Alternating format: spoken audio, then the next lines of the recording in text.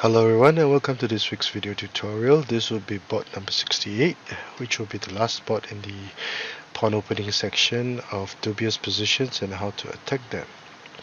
So again, I would like to express my thanks to Master Wenqing and Grandmaster Zhang for allowing me to use their work to make this video.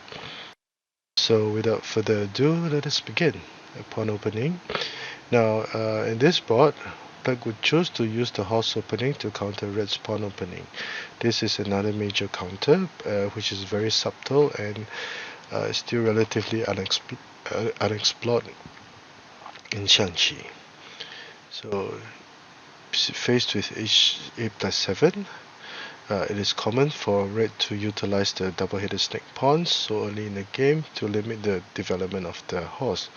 But moving two pawns for the first two moves would usually mean that the major pieces would be developed slightly later on. So it is common for Black to counter with c2 equals to 3, and Red took the initiative to develop his right flank. Now such a move is the current trend, as Red would would intentionally try to lead the game into a lopsided affair, such that balanced development would not be seen, and both colors would have their chances. Now, if let's say Red chose to play e3 plus 5 or e7 plus 5, the situation will become too dull and unstable, and it could easily lead to a draw. So that is why it is more common to play h2 plus 3 to actually deliberately entice Black to charge the pawn forward. Black would usually play h2 plus 1 to develop his chariot. Now if he played b3 plus 1 to attack the elephant, Red would immediately play h8 plus 9, p3 plus 1, r9 equals to 8, h2 plus 1. Red would be better in the development of the pieces, but Black would have a pawn that have crossed the river. So the battle will now be on these two major issues. Can Red's development be fast enough and allow Red to annihilate the pawn? Or can Black keep the pawn alive and try to speed up the development of his pieces? Now this would be a very complicated situation whereby both colors would have their chances. Now, Red advanced his cannon to attack Black's stroke rank. Now, this is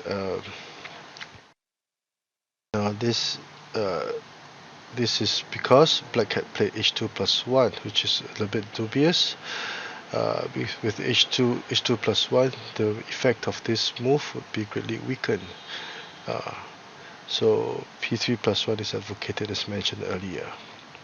So faced with this opportunity, Red cannot let go of it and play c8 plus 5. So Black could now play e7 plus 5, h8 plus 7, and Red would protect the cannon in the nick of time, and Black will play c8 equals to 9 to give this cannon some protection so that he could move his horse perhaps later on. Now if he was eager to play p1 plus 1, Red will now play h3 plus 4 and attack the cannon. Now Black would now play c3 equals to 4. Now if Black tried to play h2 plus 1 to offer a trade of material, because the cannon will be protecting the horse, Red will simply play h6 plus 4, threatening for the elbow horse check to capture the chariot and also capture the horse and later on the cannon. So obviously h1 plus 2 is not viable. Instead, Black must move the cannon away, but in doing so fall further behind in the development of the pieces. And Red will now play c2 plus 5 to attack, and Black's efforts thus far would have been made in vain. So p1 plus 1 is not viable. r1 equals to 2. Again, because of the relatively slow development of the pieces, Red would now apply a two-pronged attack a pincer-like attack from both flanks, one attacking the central pawn, the other placing a lot of pressure on black's cannon rank. This would also be the position of discussion for this board. Two main variations, p3 plus 1 and a6 plus 5. Variation A, p3 plus 1. Black attempts a counter-attack, but red has some very brilliant tactical combinations in store. First of all, black would accept the trade but without any qualms, even though he will lose his horse, but he will do so because he is not afraid to capture the horse. And black is forced to play r8 equals r8 plus 3. If black was eager to gain material and capture the chariot, red has c2 equals to 5 to deliver a check and capture the black chariot. And after capturing the black chariot, there's also the threat of a smothered cannon checkmate. So black will be forced to move the king out, and red will continue his attack by capturing the central advisor, thus tearing apart the black's defense. The next move would be to capture the advisor, and he could go for the double cannons and chariot checkmate combination very soon.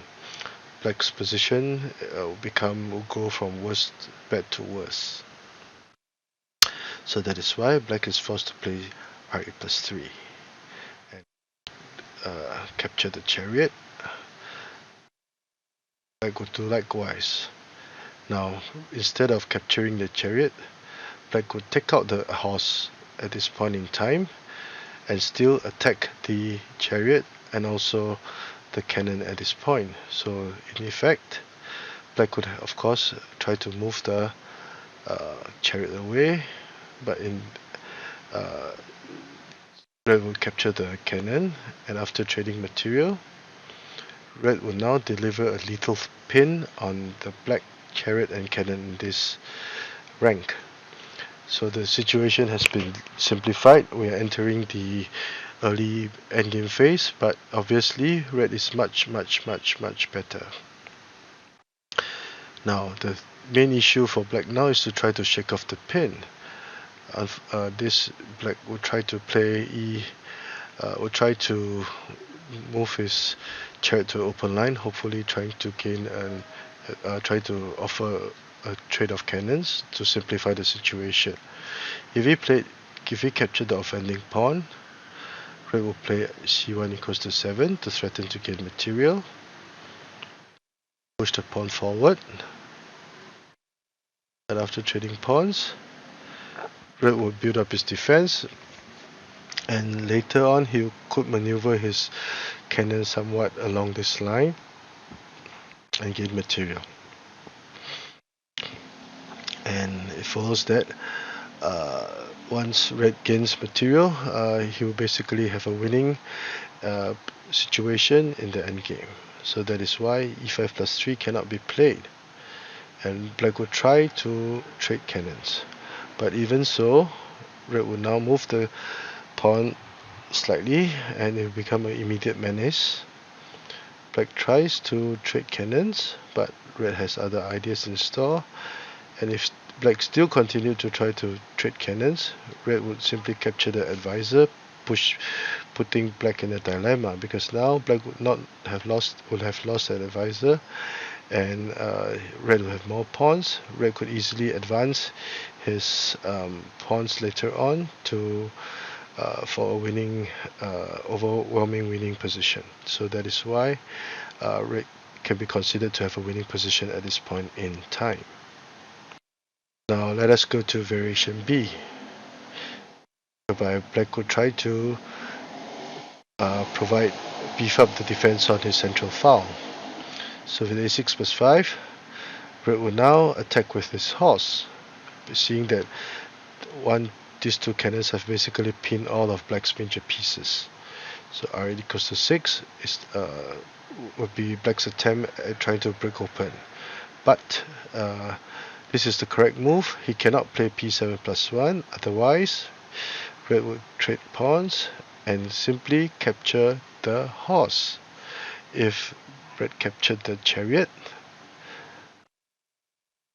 red will continue c2 equals to 7, threatening the smothered cannon checkmate and thus capturing the chariot. And this cannon is protected by the horse. So for example, at this point in time, let's say if black captured, red would immediately deliver a check, and he could continue with a check, capturing material, and we can see that 1, 2, 3, 4 pieces versus black's 3 pieces and a lack of an elephant. Now it is obvious that red has a winning position. So r8 equals to 6 is black's attempt to coming back, but it is too late. Now red would simply attack with h6 plus 5 for a very concise and no-nonsense attack. e7 plus 5 is also viable, whereby red would up his defenses. But h6 plus 5 is much more proactive. Black will try to play c9 equals to 8 to threaten the chariot, because now the cannon cannot move. Now if he traded horses, red will up his defenses, and again black will still be held in the pin. This chariot cannot move, otherwise there's a threat of a iron-bound checkmate. So red would have a very stable formation, pinning all of black's major pieces, and he could take his time to maneuver his material into a very favorable position and make even more gains. h7 plus 5 is not viable. Instead, red will play c9 equals to 8 to try to trade chariots. Red will capture the cannon, counter capture, counter capture, trade of chariots,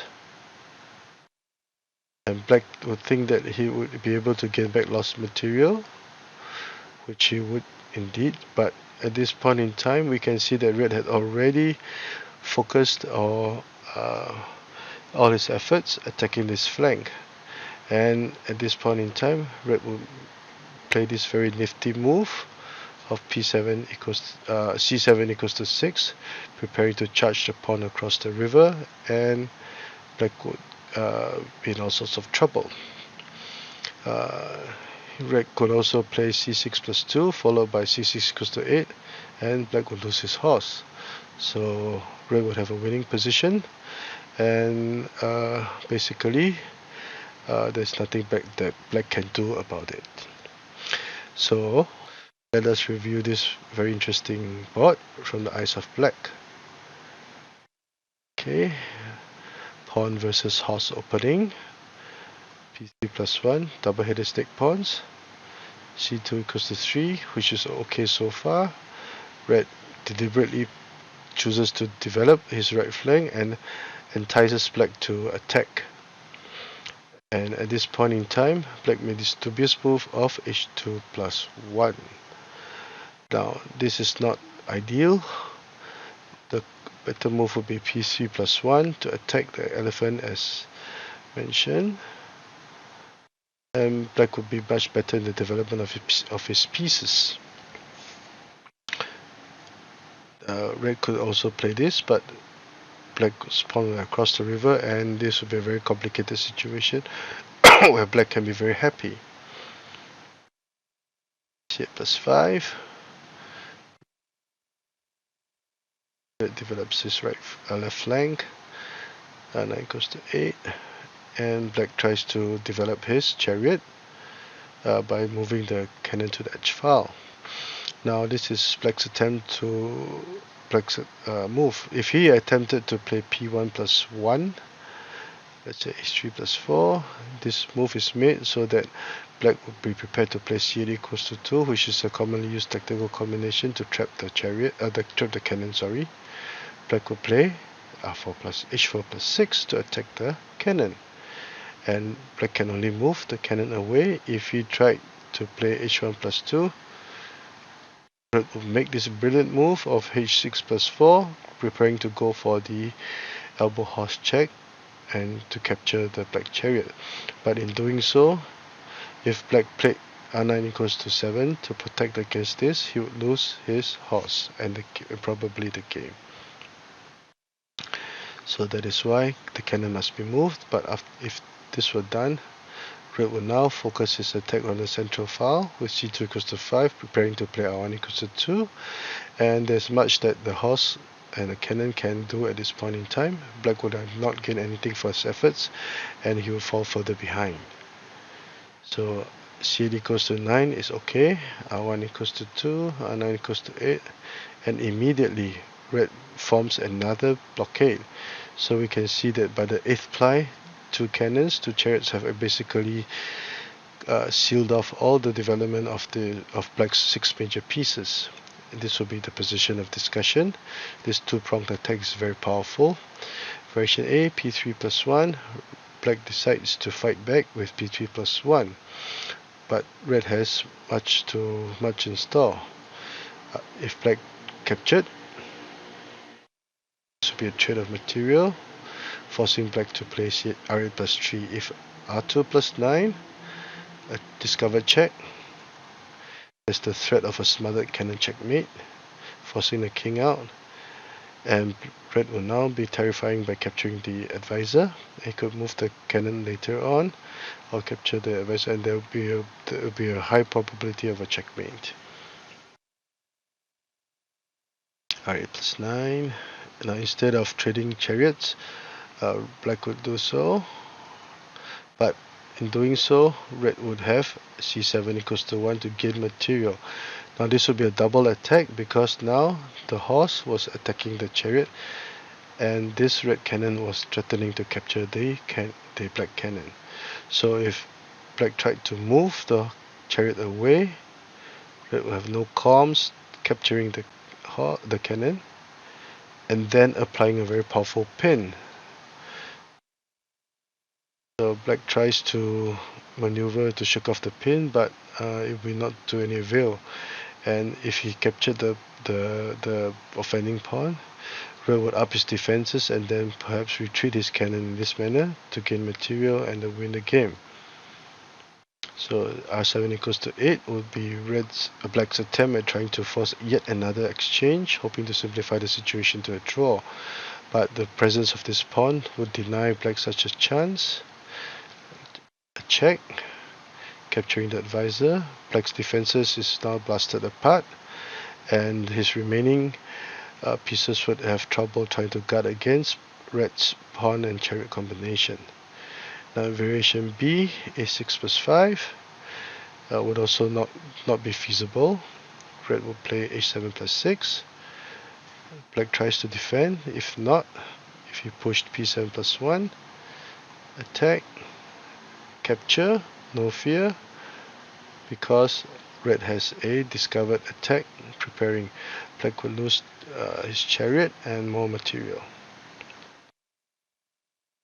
h6 plus 5, capturing the central pawn. If e7 plus 5 is also okay, but this will be much more proactive. See r9 equals to 8. Black cannot capture the horse, otherwise Red would, after trading horses, Red would now threaten to checkmate with the iron bolt if the chariot moved away.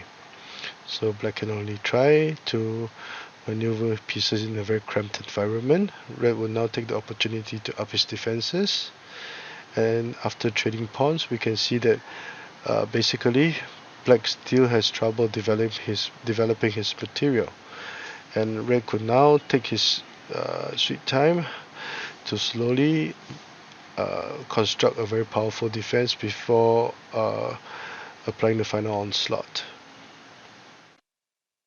So r9 equals to c9 equals to 8 is okay. Capturing the horse was not ideal, but if Black did not capture, this horse will wreak havoc by capturing the cannon, offering a trade on material. After trading chariots, Black could get back lost material, but the cannon will now be attacking. A lot of pressure will be placed on this flank, and Brett could place c7 equals to 6, preparing to charge the pawn across the river. He could also play c6 plus 2, followed by c6 equals to 8, and the black horse will be annihilated. So Red would have a winning position, and he could be very happy with this outcome. Now, if you like the work that I've been doing, please do subscribe to my channel and give this video a thumbs up. Thank you.